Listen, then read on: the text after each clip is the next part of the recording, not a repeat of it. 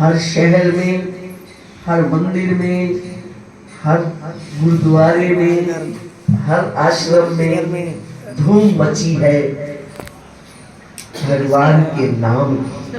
बोलो सतगुरुदेव भगवान की जय।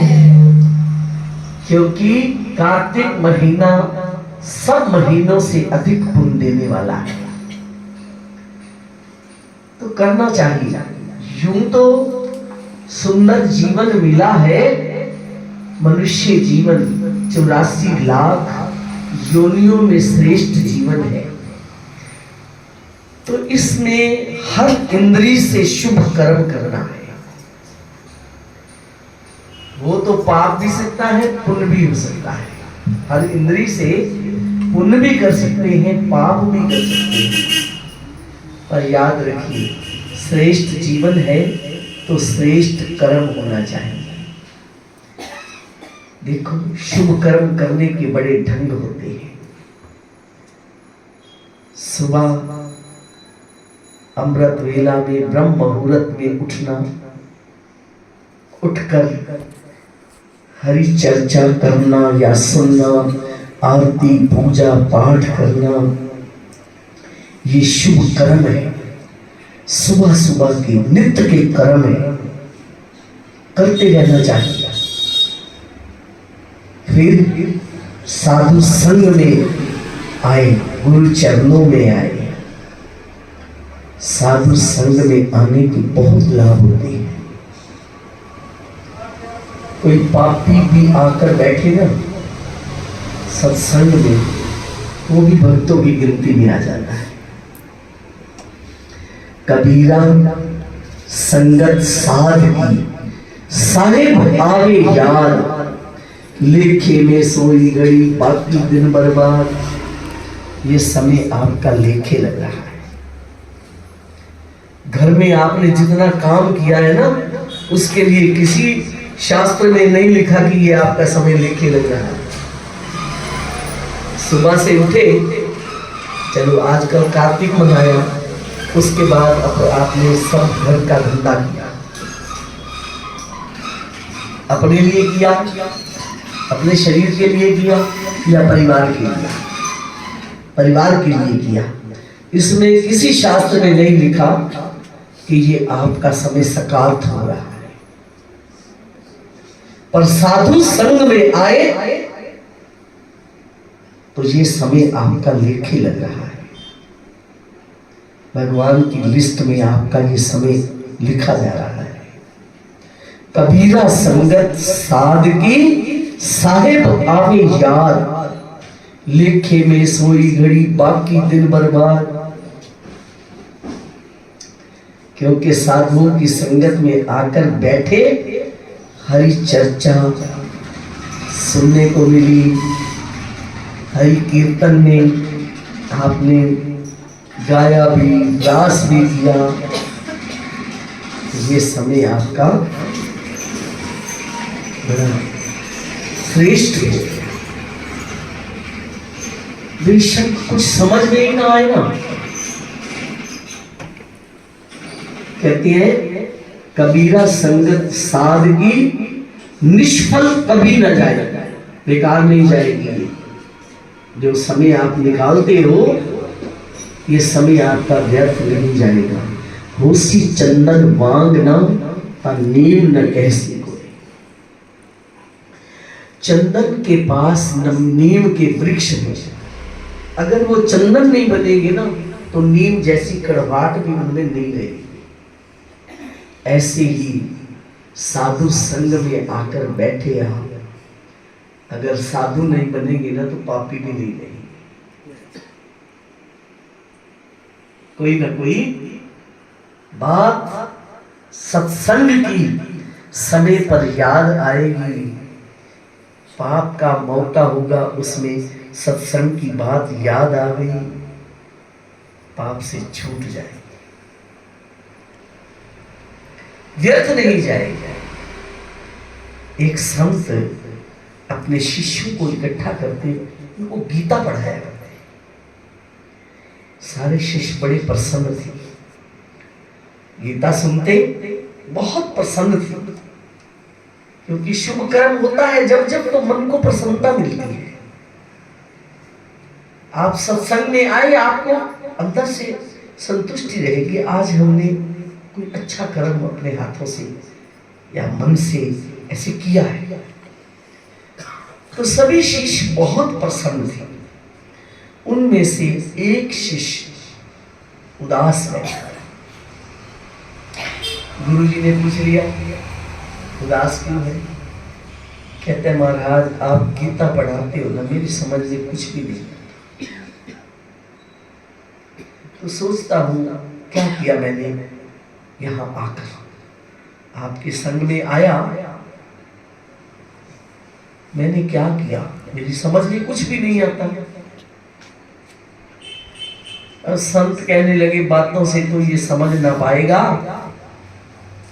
संतों ने उसको एक टोकरी दी, टोकरी, कोयला ढोने वाली टोकरी, या रखते होंगे कोयले उसमें, तो वो टोकरी दी, जा इसमें ना पानी भर के ला, नदी से पानी भर के ला या टूटी से पानी भर के ला। और वो नदी से भरे या टूटी से भरे, तो आपको पता है टोकरी में छेद होते हैं, वो तो सारा का सारा बह जाता। कैसे ले जाऊं गुरु जी के पास, पानी तो इसमें ठहरता ही नहीं है। पता नहीं क्या सोचकर गुरु जी ने टोकरी दी मुझे कि इसमें पानी भर के ले आ।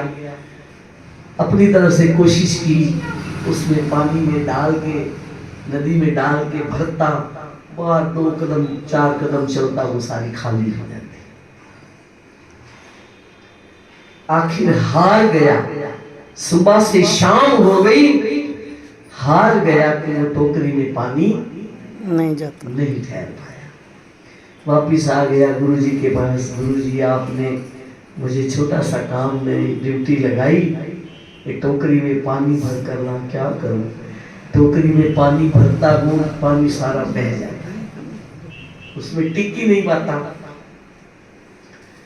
नहीं भर पाया मैं टोकरी।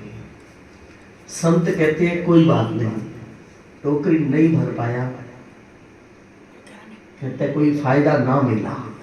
संत कहते नहीं, टोकरी पर नजर लगा, टोकरी साफ है, साफ हो गया। टोकरी पर नजर लगा, पहले काली थी ये टोकरी, अब ये बिल्कुल साफ हो चुकी है।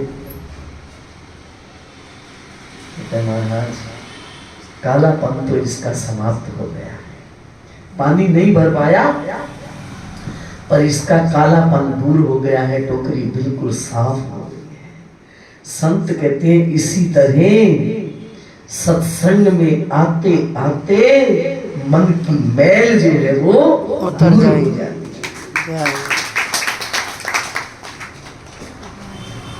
जुड़े रहो सत्संग में, तेरा आना सत्संग में व्यर्थ नहीं जा रहा।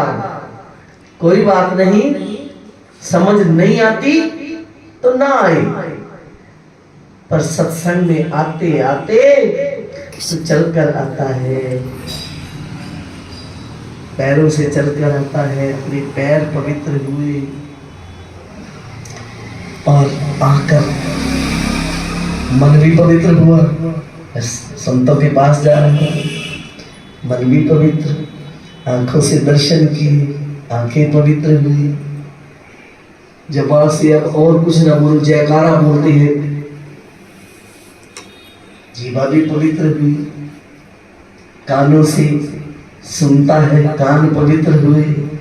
ऐसे एक एक अंग जो है सत्संग में, साधु संग में आने पर पवित्र हो जाता है। याद रहे न रहे कोई बात नहीं, याद भी ऐसे आते रहो ना, आते आते बातें भी दिमाग में बैठने लग जाती है, व्यर्थ नहीं जाएगा ये समय आपका। आते आते कहते हैं ना, करत करत अभ्यास के जड़ की होत सुजान, रस्सी आवत जावत के सिर पर करत निशान। गांव में कुएं होते थे ना, अब भी है कहीं कहीं, तो कुएं से पानी भरते थे, रस्सी के साथ बाल्टी बंधी हुई, बाल्टी से पानी रस्सी खींची ऊपर, और कई कई बार दिन में उस पत्थर पर रस्सी के आने और जाने से पत्थर घिस जाता है, उस पर निशान पड़ जाते हैं, पर बंदा रस्सी से तो गया गुजरा, पत्थर से तो गया गुजरा नहीं है, पत्थर से गया गुजरा नहीं है। तभी ये शब्द लिखे हैं कि भाई करत करत अभ्यास के जड़ मुक्ति होत सुजान, रस्सी आवत जावत के सिर पर करत निशान। जैसे रस्सी के बार बार आने से पत्थर पर निशान पड़ जाते हैं, पत्थर घिस जाता है, ऐसे ही बार बार सत्संग में आते रहो, आपका एक एक अंग पवित्र होता रहेगा और मन भी पवित्र, तन भी पवित्र।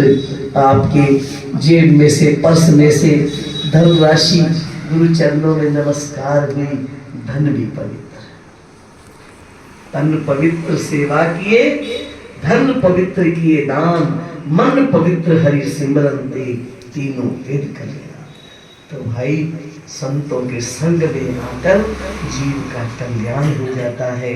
लोक सुखी परलोक सुहेला, ये लोक भी समझ जाता है, परलोक भी समझ जाता है। अब दिन छोटे छोटे हैं।